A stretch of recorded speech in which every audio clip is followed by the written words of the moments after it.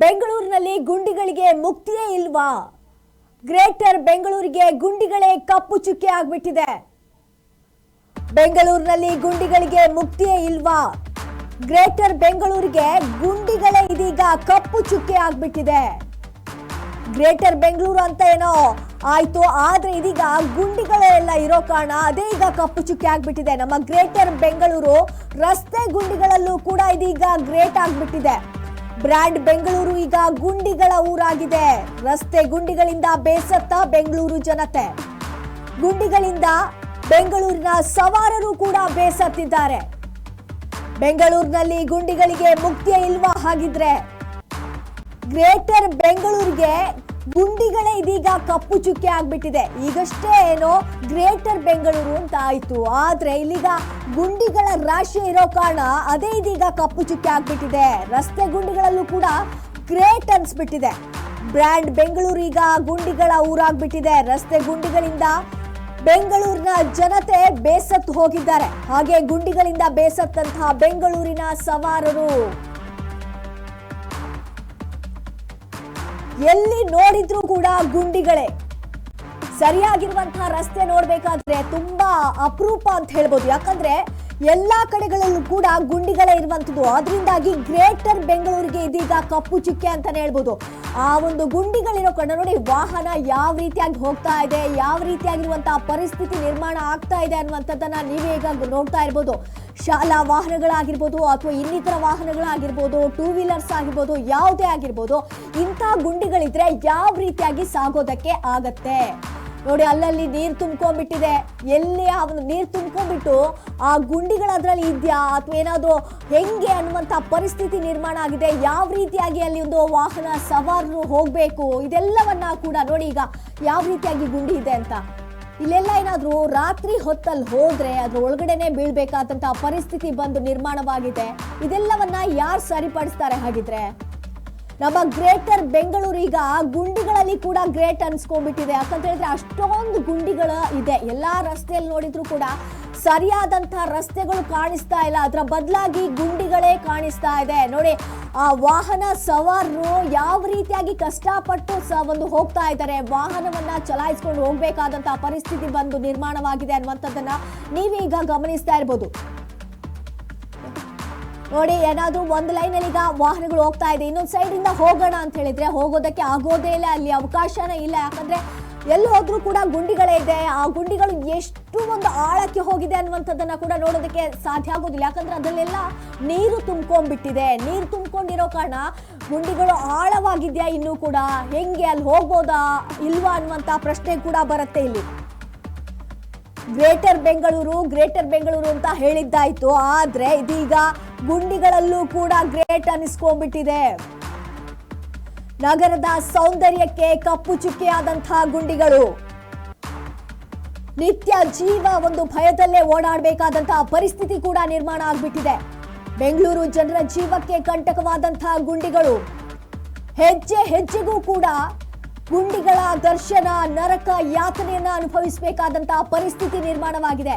ಬೆಂಗಳೂರಿನ ರಸ್ತೆಗಳಿಗೆ ಹಾಗಿದ್ರೆ ಮುಕ್ತಿ ಯಾವಾಗ ಸಿಗತ್ತೆ? ರಸ್ತೆ ಗುಂಡಿ ಒಂದ್ ಕಡೆ, ಟ್ರಾಫಿಕ್ ಒಂದ್ ಕಡೆ, ಅಬ್ಬಬ್ಬಾ ಎಷ್ಟೆಲ್ಲ ಒಂದು ಸಮಸ್ಯೆಗಳಿದೆ ಅಲ್ವಾ? ಹಾಗಿದ್ರೆ ಇದಕ್ಕೆಲ್ಲ ಮುಕ್ತಿ ಯಾವಾಗ ಸಿಗತ್ತೆ? ಹಿಂಗೆ ಇರ್ಬೇಕಾ? ಜೀವನ ಪರ್ಯಂತ ಹಿಂಗೆ ಹೋಗ್ಬೇಕಾ? ಇಂಥ ಗುಂಡಿಗಳ ಮಧ್ಯೆನೆ ಹೋಗ್ಬೇಕಾ? ನಿತ್ಯ ಜೀವ ಭಯದಲ್ಲೇ ಒಂದು ಓಡಾಡಬೇಕಾದಂತಹ ಪರಿಸ್ಥಿತಿ ಕೂಡ ನಿರ್ಮಾಣ ಆಗ್ಬಿಟ್ಟಿದೆ. ಜನರ ಜೀವಕ್ಕೆ ಕಂಟಕವಾಗ್ತಾ ಇದೆ ಈ ಗುಂಡಿಗಳು. ಈ ಗುಂಡಿಗಳನ್ನ ಹಾಗಿದ್ರೆ ಯಾವಾಗ ಮುಚ್ತಾರೆ? ವಾಹನಗಳು ಹೋಗ್ಬೇಕಾದ್ರೆ, ಈಗ ಆಫೀಸ್ ಹೋಗ್ಬೇಕಾಗತ್ತೆ, ಎಲ್ಲೋ ಹೊರಗಡೆ ಹೋಗ್ಬೇಕಾಗತ್ತೆ, ಮಕ್ಕಳು ಸ್ಕೂಲ್ಗೆ ಹೋಗ್ಬೇಕಾಗತ್ತೆ, ಯಾವ ರೀತಿಯಾಗಿ ಹೋಗುವಂಥದ್ದು ಹಾಗಿದ್ರೆ ಅಲ್ವಾ? ಇದೆಲ್ಲವೂ ಕೂಡ ತುಂಬಾ ಕಷ್ಟ ಆಗತ್ತೆ ಅಂತಾನೆ ಹೇಳ್ಬೋದು. ಹಾಗೆ ಇಲ್ಲಿ ಪ್ರಯಾಣಿಕರು ಯಾವ ರೀತಿಯಾಗಿ ಹೋಗ್ಬೇಕು, ಅಲ್ಲಿನ ಸಾರ್ವಜನಿಕರು ಹಾಗಿದ್ರೆ ಏನ್ ಹೇಳ್ತಾರೆ ಅನ್ನುವಂಥದ್ದನ್ನ ಈಗ ಕೇಳ್ಕೊಂಡ್ ಬರೋಣ. ನಮ್ಮ ಬೆಂಗಳೂರಿನ ಹಾಲಿಡೇ ವಿಲೇಜ್ ಇಲ್ಲಿ ನೋಡಬಹುದು. ಮಲ್ಲಸಂದ್ರ ರೋಡು, ಹಾಲಿಡೇ ವಿಲೇಜಿನ ರೋಡಿನ ಪರಿಸ್ಥಿತಿ ಯಾವ ತರ ಇದೆ ಅಂತ. ಈ ರೋಡಿಗೋಸ್ಕರನೇ ಜನ ಎಲ್ಲ ಟ್ಯಾಕ್ಸ್ ಅನ್ನ ಕಟ್ಟೋದು. ಎಷ್ಟು ಟ್ರಾಫಿಕ್ ಜಾಮ್ ಆಗಿದೆ ಬೆಳಗ್ಗೆ ಎಷ್ಟು ಅಬ್ಸರ್ವ್ ಮಾಡಬಹುದು ನೀವಿಲ್ಲಿ. ಈ ತರ ಒಂದು ಪರಿಸ್ಥಿತಿ ನಮ್ಮ ಬೆಂಗಳೂರಿನ ಹಾಲಿಡೇ ವಿಲೇಜ್ ಮಲ್ಸಂದ್ರ ರೋಡ್ ನಲ್ಲಿ ಈ ತರ ಪರಿಸ್ಥಿತಿ ಇದೆ. ಸಂಬಂಧಪಟ್ಟ ಬೆಂಗಳೂರು ಅಭಿವೃದ್ಧಿ ಮಂತ್ರಿಗಳು ಮತ್ತು ಬಿಬಿಎಂಪಿನವರು ಇದ್ರ ಬಗ್ಗೆ ಗಮನ ಕೊಟ್ಟು ಆದಷ್ಟು ಬೇಗ ಈ ರೋಡ್ ಅನ್ನ ಸರಿ ಮಾಡಿದ್ರೆ ಸಾಕಷ್ಟು ಜನರಿಗೆ ಅನುಕೂಲ ಆಗತ್ತೆ. ಇಲ್ಲಿ ಆಲ್ರೆಡಿ ಏನೋ ಕಾಂಕ್ರೀಟ್ ವರ್ಕ್ ನಡೀತಾ ಇದೆ, ಬಟ್ ಆದ್ರೆ ಕೆಲಸ ಮಾಡೋರು ಯಾರು ಕಾಣಿಸ್ತಾ ಇಲ್ಲ. ದಯವಿಟ್ಟು ಈ ಕೆಲಸವನ್ನ ಬೇಗ ಮುಗಿಸಿದ್ರೆ ಎಲ್ಲರಿಗೂ ಅನುಕೂಲ ಆಗುತ್ತೆ ಸ್ವಾಮಿ. ನಮಸ್ಕಾರ. ಧನಂಜಯ ಪದ್ಮನಾಭಾಚಾರ್, ಬೆಂಗಳೂರು. ಇಲ್ಲಿ ನೋಡಬಹುದು ಮಲ್ಲಸಂದ್ರ ನೋಡಿ, ಅಲ್ಲಿನ ಸಾರ್ವಜನಿಕರು ಕೂಡ ಹೇಳ್ತಾ ಇದ್ದಾರೆ, ಇಲ್ಲಿನ ಒಂದು ಪರಿಸ್ಥಿತಿ ನೋಡಿ, ಟ್ರಾಫಿಕ್ ಎಲ್ಲ ಜಾಮ್ ಆಗ್ಬಿಟ್ಟಿದೆ. ಕೆಲಸಕ್ಕೆಲ್ಲ ಹೋಗ್ಬೇಕು ಅಂದ್ರೆ ಎಷ್ಟೊತ್ತಿಗೆ ರೀಚ್ ಆಗುವಂಥದ್ದು ಆಗಿದ್ರೆ ಕೆಲಸಕ್ಕೆ ಲೇಟ್ ಆಗಲ್ವಾ? ಡ್ಯೂಟಿಗೆ ಹೋಗ್ಬೇಕಾಗತ್ತೆ, ಟೈಮ್ಗೆ ಸರಿಯಾಗಿ ಹೋಗಕ್ಕಾಗಲ್ಲ. ಎಷ್ಟೇ ಬೇಗ ಹೊರಟರು ಕೂಡ ಆಫೀಸ್ಗೆ ತಲುಪೋದಕ್ಕಾಗೋದಿಲ್ಲ. ಯಾಕಂತ ಹೇಳಿದ್ರೆ ಈ ರೀತಿಯಾಗಿ ಟ್ರಾಫಿಕ್ ಜಾಮ್ ಆಗ್ಬಿಟ್ಟಿದೆ. ಟ್ರಾಫಿಕ್ ಜಾಮ್ ಯಾಕಾಯ್ತು ಅಂತ ಹೇಳಿದ್ರೆ ಈ ರೀತಿಯಾಗಿರುವಂತಹ ಗುಂಡಿಗಳಿದೆ. ಆ ಗುಂಡಿಗಳನ್ನ ಹಾಗಿದ್ರೆ ಯಾವಾಗ ಮುಚ್ಚೋದು?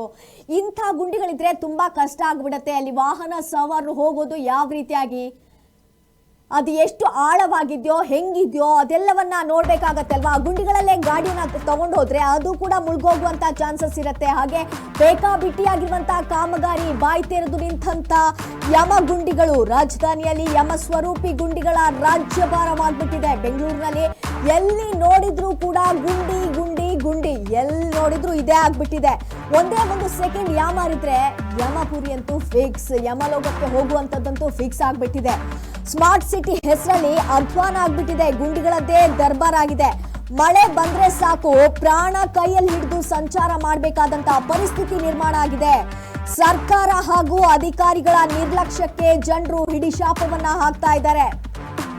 ಆ ಗುಂಡಿಯನ್ನೇನಾದ್ರೂ ಮುಚ್ಚಬೇಕು ಅಂತ ಇದ್ರೆ, ರಸ್ತೆಯನ್ನೇನಾದ್ರೂ ಕೆಲಸ ಮಾಡ್ತಾ ಇದ್ರೆ ಅದು ಹೆಂಗಿರತ್ತೆ ಅಂತ ಹೇಳಿದ್ರೆ ಆ ಕೆಲಸ ಬೇಕಾಬಿಟ್ಟಿಯಾಗಿರುತ್ತೆ. ರಾಜಧಾನಿಯಲ್ಲಿ ಯಮ ಸ್ವರೂಪಿಯಾಗಿರುವಂತಹ ಒಂದು ಗುಂಡಿಗಳ ರಾಜ್ಯಭಾರ ಅಂತಾನೆ ಹೇಳ್ಬೋದು. ಎಲ್ಲಿ ನೋಡಿದ್ರು ಕೂಡ ಗುಂಡಿ ಗುಂಡಿ ಗುಂಡಿ, ಎಲ್ಲಾ ಕಡೆ ಕೂಡ ಗುಂಡಿಗಳಿದೆ. ಒಂದ್ ಸೆಕೆಂಡ್ ಏನಾದ್ರು ಜಸ್ಟ್ ಯಾಮಾರಿದ್ರೆ ಯಮಲೋಕಕ್ಕೆ ಹೋಗುವಂತದ್ದಂತೂ ಫಿಕ್ಸ್ ಅಂತಾನೆ ಹೇಳ್ಬೋದು. ಈ ಒಂದು ಸ್ಮಾರ್ಟ್ ಸಿಟಿಯಲ್ಲಿ ಈ ಒಂದು ಅಧ್ವಾನ ಸೃಷ್ಟಿ ಆಗ್ಬಿಟ್ಟಿದೆ. ಗುಂಡಿಗಳದ್ದೇ ದರ್ಬಾರ್ ಅಂತ ಹೇಳ್ಬೋದು. ಮಳೆ ಬಂದ್ರೆ ಸಾಕು, ಆ ಗುಂಡಿಗಳಲ್ಲಿ ನೀರು ಬಿಟ್ಟಿರತ್ತೆ. ಹಾಗೆ ವಾಹನ ಅಲ್ಲಿ ಸಂಚಾರ ಮಾಡಕ್ಕಾಗಲ್ಲ, ಯಾರು ಕೂಡ ಪ್ರಯಾಣ ಬೆಳೆಸೋದಕ್ಕಾಗಲ್ಲ. ಈ ರೀತಿಯಾಗಿರುವಂತಹ ಪರಿಸ್ಥಿತಿ ನಿರ್ಮಾಣ ಆಗ್ಬಿಟ್ಟಿದೆ. ಆ ಒಂದು ಬೇಕಾಬಿಟ್ಟಿ ಕಾಮಗಾರಿಯಿಂದಾಗಿ ಆ ಯಮಗುಂಡಿಗಳೆಲ್ಲ ಕೂಡ ಬಾಯಿ ತೆರೆದು ನಿಂತ್ಬಿಟ್ಟಿವೆ. ಯಾವುದೋ ಕಳಪೆ ಆಗಿರುವಂತಹ ಅಲ್ಲಿ ಏನೋ ಕಾಮಗಾರಿಯನ್ನ ಮಾಡಿರ್ತಾರೆ, ಕಡಿಮೆ ವೆಚ್ಚದಲ್ಲಿ ಆಗ್ಬೇಕು ಅಂತ ಆ ರೀತಿ ಮಾಡಿರ್ತಾರೆ. ಸೊ ಇದರಿಂದಾಗಿ ಏನಾಗತ್ತೆ, ಮತ್ತೆ ಅಲ್ಲಿ ಗುಂಡಿಗಳು ಬಾಯಿ ಬಿಡುತ್ತೆ. ರೋಡ್ಗಳೆಲ್ಲವೂ ಕೂಡ ಯಮಗುಂಡಿಗಳಾಗಿ ಒಂದು ಏನೋ ಬದಲಾವಣೆ ಆಗ್ಬಿಡ್ತವೆ. ಸೊ ಇದಕ್ಕೆ ಹಾಗಿದ್ರೆ ಯಾರು ಹೊಣೆ ಆಗ್ತಾರೆ, ಯಾರು ಇದ್ರ ಬಗ್ಗೆ, ಅದಕ್ಕೆ ಸಂಬಂಧಪಟ್ಟಂತ ಅಧಿಕಾರಿಗಳು ಹಾಗಿದ್ರೆ ಏನ್ ಮಾಡ್ತಾ ಇದ್ದಾರೆ, ಇದನ್ನೆಲ್ಲ ನೋಡ್ಕೋಬೇಕಲ್ವಾ? ಸಾರ್ವಜನಿಕರು ಯಾವ ರೀತಿಯಾಗಿ ಅಲ್ಲಿ ಹೋಗ್ಬೇಕಾಗತ್ತೆ, ಯಾವ ರೀತಿಯಾಗಿ ಸಂಚಾರವನ್ನ ಮಾಡಬೇಕು? ಅಲ್ಲಿ ಎಷ್ಟೋ ಕಡೆಗಳಲ್ಲಿ ನೀವು ಗಮನಿಸಿರ್ಬೋದು, ಈ ಒಂದು ಗುಂಡಿಗಳಿಂದಾಗಿ ಅಲ್ಲಿ ಅಪಘಾತಗಳಾಗಿರುವಂಥದ್ದನ್ನ ಕೂಡ ನೀವು ಗಮನಿಸಿರ್ಬೋದು. ಎಷ್ಟೋ ಜನರ ಒಂದು ಸಾವನ್ನಪ್ಪಿರುವಂಥದ್ದು ಕೂಡ ನಿಮಗೆ ಗೊತ್ತಿರ್ಬೋದು. ಯಾಕಂತ ಹೇಳಿದ್ರೆ ಈ ರೀತಿಯಾಗಿರುವಂತಹ ಯಮ ಸ್ವರೂಪಿ ಆಗಿರುವಂತಹ ಗುಂಡಿಗಳ ಕಾರಣದಿಂದಾಗಿ. ಆದ್ರಿಂದ ಕಳಪೆ ಮಟ್ಟದ ಒಂದು ಕಾಮಗಾರಿಯನ್ನ ಮಾಡುವ ಬದಲು ಒಳ್ಳೆ ಕ್ವಾಲಿಟಿಯ ಒಂದು ಕಾಮಗಾರಿಯನ್ನ ಮಾಡಬೇಕು.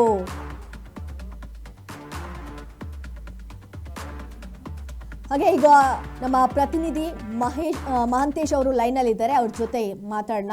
ಮಹಾಂತೇಶ್ ಅವರೇ, ಸಿಲಿಕಾನ್ ಸಿಟಿಯಲ್ಲಿ ಈಗ ಗುಂಡಿಗಳದ್ದೇ ಕಾರ್ಬಾರ್ ಆಗ್ಬಿಟ್ಟಿದೆ, ಅದರದ್ದೇ ದರ್ಬಾರ್ ಆಗ್ಬಿಟ್ಟಿದೆ. ಈ ಗುಂಡಿಗಳಿಂದಾಗಿ ಯಾವ ರೀತಿಯಾಗಿರುವಂತಹ ಸಮಸ್ಯೆಗಳನ್ನ ಎದುರಿಸ್ತಾ ಇದ್ದಾರೆ ಸಾರ್ವಜನಿಕರು ಅಂತ ಹೇಳಿ. ರೂಪಲತಾ, ಏನು ಇತ್ತೀಚಿನ ದಿನಗಳಲ್ಲಿ ಬೆಂಗಳೂರಿಗೆ ಕಪ್ಪು ಚುಕ್ಕಿ ಅನ್ನುವಂತೆ ಒಂದು ವಿಚಾರ ಎಲ್ಲೆಡೆ ಚರ್ಚೆ ಆಗ್ತಿದೆ. ಅದೇನಪ್ಪ ಅಂತ ಹೇಳಿದ್ರೆ ರಸ್ತೆ ಗುಂಡಿಗಳ ವಿಚಾರ. ಯಾಕಂತ ಹೇಳಿದ್ರೆ ಹಿಂದೆ ಬಿಬಿಎಂಪಿ ಇದ್ದಂತ ಸಂದರ್ಭದಲ್ಲೂ ಕೂಡ ಯಾವುದೇ ಚುನಾವಣೆಗಳಾಗದೆ ರಸ್ತೆ ಗುಂಡಿಗಳು ಹಾಳಾಗಿದ್ವು. ಈಗ ಗ್ರೇಟರ್ ಬೆಂಗಳೂರು ಅಂತ ಹೆಸರನ್ನು ಕೂಡ ಇತ್ತೀಚಿನ ದಿನಗಳಲ್ಲಿ ಬದಲಾಯಿಸಿರುವಂತದ್ದು. ಅದೆಲ್ಲ ಗಮನದಲ್ಲಿ ಇಟ್ಕೊಂಡು ನೋಡ್ಬೇಕಂತ ಹೇಳಿದ್ರೆ ಬೆಂಗಳೂರಿನ ಎಲ್ಲಾ ವಾರ್ಡ್ಗಳ ಮುಖ್ಯ ರಸ್ತೆಗಳು ಕೂಡ ಇವತ್ತು ಹಾಳಾಗಿವೆ. ಸಣ್ಣ ಪುಟ್ಟ ರಸ್ತೆಗಳಿಂದ ಹಿಡಿದು ಮುಖ್ಯ ರಸ್ತೆಗಳು, ಏನ್ ಮೇನ್ ರಸ್ತೆಗಳು ಅಂತ ಹೇಳ್ತೀವಿ, ಅವುಗಳು ಕೂಡ ಎಲ್ಲ ದೊಡ್ಡ ದೊಡ್ಡ ಗುಂಡಿಗಳಿಂದ ಕೂಡಿ ಹಾಳಾಗಿದೆ. ಈ ಗುಂಡಿಗಳಿಂದ ಪ್ರತಿನಿತ್ಯ 100 ಆಕ್ಸಿಡೆಂಟ್ಗಳು ಆಗ್ತಿದೆ ಅನ್ನೋದನ್ನ ವರದಿ ಆಗ್ತಿದೆ. ಈ ಆಕ್ರೋಶಕ್ಕೆ ಈಗ ಪುಷ್ಟಿ ನೀಡುವಂತೆ ಕಳೆದ 2 ದಿನಗಳಿಂದ ಖಾಸಗಿ ಕಂಪನಿಗಳು ಏನ್ ಬೆಂಗಳೂರಿಗೆ ಅನ್ನ ಅರಸಿ, ಉದ್ಯೋಗ ಅರಸಿ, ನೆಲೆ ಅರಸಿ ಬಂದಿರತಕ್ಕಂತ ಸಾಕಷ್ಟು ಉದ್ಯೋಗಿಗಳು ಕೂಡ ಬೆಂಗಳೂರಿನ ರಸ್ತೆಗಳ ಕುರಿತು ಟೀಕೆಗಳನ್ನ ವ್ಯಕ್ತಪಡಿಸ್ತಿದ್ದಾರೆ. ಅದ್ರ ಜೊತೆಗೆ ಆ ಸಿಬ್ಬಂದಿಗಳಿಗೆ ಒಂದು ಸಪೋರ್ಟ್ ನೀಡೋ ರೀತಿಯಲ್ಲಿ ಖಾಸಗಿ ಕಂಪನಿಗಳ ಮಾಲೀಕರು ಕೂಡ ಏನು ಸಾಮಾಜಿಕ ಜಾಲತಾಣಗಳಲ್ಲಿ ಬಹಳ ದೊಡ್ಡ ಮಟ್ಟದಂತಹ ಒಂದು ಆಕ್ರೋಶವನ್ನು ವ್ಯಕ್ತಪಡಿಸ್ತಿದ್ದಾರೆ. ಈ ಬೆಂಗಳೂರಿನ ಎಲ್ಲಾ ರಸ್ತೆಗಳು ಕೂಡ ಗುಂಡಿಗಳಿಂದ ಕೂಡಿವೆ, ನಮ್ಮ ಸಿಬ್ಬಂದಿಗಳಿಗೆ ಓಡಾಡೋಕೆ ಆಗ್ತಿಲ್ಲ ಹಾಗಾಗಿ ನಾವು ಬೆಂಗಳೂರನ್ನ ಬಿಟ್ಟು ಹೋಗ್ತೀವಿ, ನಾವು ಬೇರೆ ಕಡೆ ಹೋಗ್ತೀವಿ ಅಂತ ಟೀಕೆಯನ್ನ ಸಾಮಾಜಿಕ ಜಾಲತಾಣಗಳಲ್ಲೂ ಕೂಡ ವ್ಯಕ್ತಪಡಿಸ್ತಿದ್ದಾರೆ ರೂಪಲತಾ. ಹಾಗೆ ಮಹಂತೇಶ್, ಈಗ ಇದಕ್ಕೆ ಸಂಬಂಧಪಟ್ಟಾಗ ಇಷ್ಟೆಲ್ಲ ಒಂದು ಗುಂಡಿಗಳಿದೆ, ಇಷ್ಟೆಲ್ಲ ಅನಾಹುತಗಳು ಆಗ್ತಾ ಇದೆ, ಆದ್ರೂ ಕೂಡ ಅಧಿಕಾರಿಗಳು ಇದ್ರ ಬಗ್ಗೆ ಕ್ಯಾರೆ ಅಂತ ಇಲ್ವಾ ಏನು? ರೂಪಲತಾ, ಏನು ಬೆಂಗಳೂರಿನ ರಸ್ತೆಗಳಿಗೆ ಸಂಬಂಧಪಟ್ಟಂತೆ ಸಾಕಷ್ಟು ಅನುದಾನವನ್ನ ಈ ಹಿಂದೆ BBMP ಕೂಡ ಕೊಡ್ತಾ ಇತ್ತು. ಅದೆಲ್ಲ ಅನುದಾನಗಳನ್ನ ಬಳಸ್ಕೊಂಡು ಈ ಅಧಿಕಾರಿಗಳು ಯಾವ ಮಟ್ಟದಾಗ ಒಂಥರ ಗುಣಮಟ್ಟವಿಲ್ಲದಂತ ರಸ್ತೆಗಳನ್ನ ನಿರ್ಮಾಣ ಮಾಡಿದ್ದಾರೆ ಅಂತಕ್ಕಂಥದ್ದನ್ನ ಹೇಳ್ಬೋದು. ಯಾಕಪ್ಪ ಅಂತ ಹೇಳಿದ್ರೆ ಒಂದು ರಸ್ತೆಗಳು 1 ವರ್ಷದಿಂದ ನಿರ್ಮಾಣ ಆಗಿದ್ರೆ ಅವು ಕಳೆದ ಒಂದು ಮಳೆಗಾಲ ಬಂದು ನಂತರ ಆ ಮಳೆಗಾಲ ಮುಗಿಯುವಷ್ಟರಲ್ಲಿ ಆ ರಸ್ತೆಗಳು ಗುಂಡಿ ಬಿದ್ದಿರುತ್ತೆ. ಇವುಗಳು ಕೂಡ ಅಧಿಕಾರಿಗಳ ಗಮನಕ್ಕೆ ಸಾರ್ವಜನಿಕರು ತಂದ್ರು ಕೂಡ ಅಧಿಕಾರಿಗಳು ಯಾವುದೇ ರೀತಿಯ ಸ್ಪಂದನೆ ನೀಡ್ತಾ ಇಲ್ಲ ಅನ್ನೋದನ್ನ ಸಾರ್ವಜನಿಕರು ಕೂಡ ಒಂದು ಆಕ್ರೋಶವನ್ನು ವ್ಯಕ್ತಪಡಿಸಿದ್ದಾರೆ ರೂಪಲತಾ. ಹಾಗೆ ಈ ಬಗ್ಗೆ ಈಗ ಸರ್ಕಾರ ಏನ್ ಹೇಳುತ್ತೆ ಹಾಗಿದ್ರೆ? ಸರ್ಕಾರ ಈಗ ಇತ್ತೀಚಿನ DCM DK ಶಿವಕುಮಾರ್ ಅವರು ಕೂಡ ಇದಕ್ಕೆ ಡೆಡ್ಲೈನ್ ಕೊಟ್ಟಿದ್ದಾರೆ ಅಂತಕ್ಕಂಥ ಮಾತನ್ನ ನಾವು ಕೇಳ್ತಿದೀವಿ. ಸರ್ಕಾರ ಈಗ ಗ್ರೇಟರ್ ಬೆಂಗಳೂರಿನ ಹೆಸರಲ್ಲಿ ಸಾಕಷ್ಟು ಅನುದಾನವನ್ನ ಒದಗಿಸಿ ನಾವು ಬೆಂಗಳೂರನ್ನ ಅಭಿವೃದ್ಧಿ ಪಡಿಸ್ತೀವಿ, ಬೆಂಗಳೂರಿನ ರಸ್ತೆಗಳನ್ನ ಅಭಿವೃದ್ಧಿ ಪಡಿಸ್ತೀವಿ, ಬೆಂಗಳೂರನ್ನ 2ನೇ ಸಿಂಗಾಪುರ್ ಮಾಡ್ತೀವಿ ಅಂತಕ್ಕಂಥ ಮಾತುಗಳನ್ನು ಇಲ್ಲಿಂದ ಕೂಡ ಹೇಳ್ತಿದೆ. ಬಟ್ ಇವತ್ತಿಗೂ ಕೂಡ ಯಾವುದೇ ಮಾತುಗಳು ಸಾಬೀತಾಗ್ತಿಲ್ಲ. ಬೆಂಗಳೂರಿಗೆ ವಲಸೆ ಬಂದಿರತಕ್ಕಂಥವ್ರೆ ಈಗ ಬೆಂಗಳೂರಿನ ರಸ್ತೆಗಳ ಕುರಿತು ಸಾರ್ವಜನಿಕವಾಗಿ ಆಕ್ರೋಶ ವ್ಯಕ್ತಪಡಿಸಿದಾರೆ ಅಂತ ಹೇಳಿದ್ರೆ ಸರ್ಕಾರ ಇದನ್ನ ತುಂಬಾ ಸೀರಿಯಸ್ ಆಗಿ ತಗೋಬೇಕು. ಓಕೆ ಮಹಂತೇಶ್ ಅವರೇ, ನಿಮ್ಮನ್ನ ಮತ್ತೆ ನಾನು ಸಂಪರ್ಕಿಸ್ತೀನಿ, ಲೈನಲ್ಲೇ ಇರಿ. ಬೇಕಾಬಿಟ್ಟಿಯಾಗಿ ಕಾಮಗಾರಿ ಮಾಡ್ತಾ ಇದ್ದಾರೆ, ಆದ್ರಿಂದಾಗಿ ಮತ್ತೆ ಯಮಗುಂಡಿಯ ಹಾಗೆ ಆ ಒಂದು ರಸ್ತೆಗಳು ಬಾಯಿ ತೆರಿತಾ ಇವೆ. ಅದಷ್ಟೇ ಅಲ್ಲ,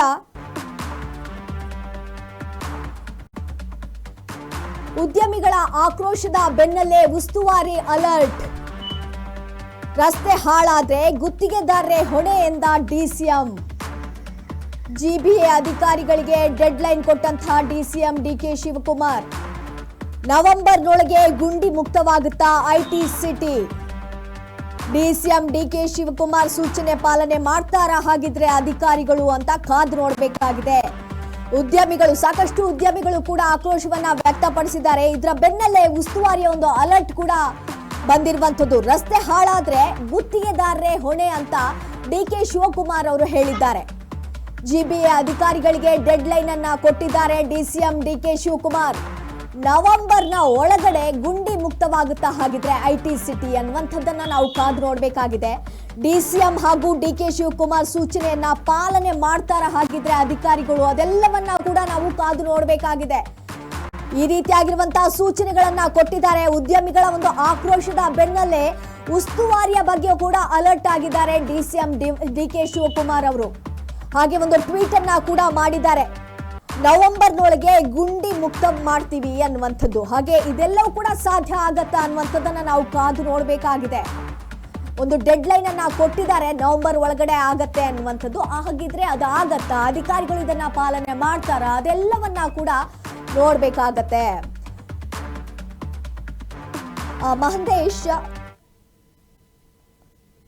ಮಹಂತೇಶ್ ಹೇಳಿ ರೂಪಲತಾ.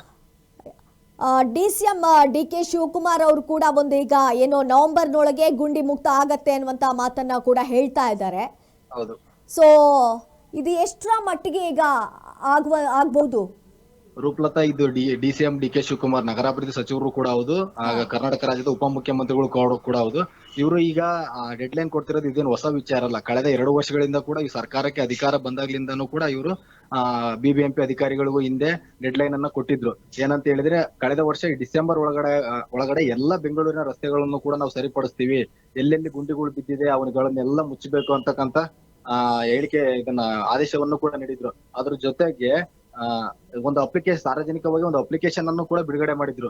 ಸಾರ್ವಜನಿಕರು ನೀವು ಎಲ್ಲಾದ್ರೂ ಗುಂಡಿಗಳು ಕಂಡ್ರೆ ಅವುಗಳನ್ನ ನೀವು ಫೋಟೋ ತೆಗೆದು ಈ ಅಪ್ಲಿಕೇಶನ್ ಮೂಲಕ ಅಪ್ಲೋಡ್ ಮಾಡಿ ಅಧಿಕಾರಿಗಳ ಗಮನಕ್ಕೆ ತಗೊಂಡ್ಬಂದ್ರೆ ನಾವು ಇವುಗಳನ್ನ ಸರಿಪಡಿಸುವಂತ ಕೆಲಸವನ್ನ ಮಾಡ್ತೀವಿ ಅಂತಕ್ಕಂತ ಹೇಳಿಕೆಯನ್ನ ಸ್ವತಃ DK ಶಿವಕುಮಾರ್ ಅವರೇ ಕೂಡ ನೀಡಿದ್ರು.